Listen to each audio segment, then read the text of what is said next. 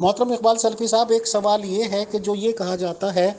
کہ حضرت عائشہ علیہ الصلاۃ والسلام سے 6 سال کی عمر میں نکاح ہوا ہے اور 9 سال کی عمر میں رخصتی ہوئی ہے، جو جہاں تک مجھے یاد ہے کہ بخاری شریف کی اور مسلم شریف کی حدیث ہے۔ سر، اس حدیث کا اسٹیٹس کیا؟ السلام علیکم ورحمۃ اللہ۔ کسی بندے کا اعتراض ہے اور سوال ہے کہ ایمان والوں کی ماں جی سید عائشہ بنت صدیق اکبر رضی اللہ تعالی عنہا کا نبی پاک علیہ السلام سے 6 سال کی عمر میں نکاح اور 9 سال کی عمر میں رخصتی۔ دلہن سید عائشہ کی عمر بوقت نکاح 6 سال ہے اور بوقت رخصتی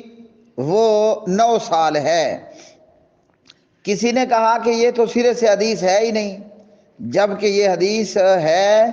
اور صحیح بخاری میں ہے، حدیث نمبر ہے 3894۔ اب جو بندہ اس حدیث کا انکار کرے گا وہ جاہل ہوگا، اور جو بندہ اس حدیث کو لے کر امام الانبیاء محمد محمد محمد محمد محمد الرسول اللہ صلی اللہ علیہ وسلم پر اعتراض کرے گا، اس حدیث کو لے کر نبی پاک علیہ الصلاۃ والسلام پر اعتراض ڈالے گا، حضور صلی اللہ علیہ وسلم کی کردار کشی کرے گا، حضور حضرت محمد محمد محمد محمد الرسول اللہ صلی اللہ علیہ وسلم کی عیب جوئی کرے گا، یا تو وہ کافر ہوگا یا وہ حضور کی شان میں سیدہ عائشہ کی شان میں بے ادبی کا مرتکب ہو کر، جب کوئی اس حدیث کو لے کر کہ سیدہ عائشہ کا نکاح 6 سال میں ہوا، سیدہ عائشہ دلہن بن کر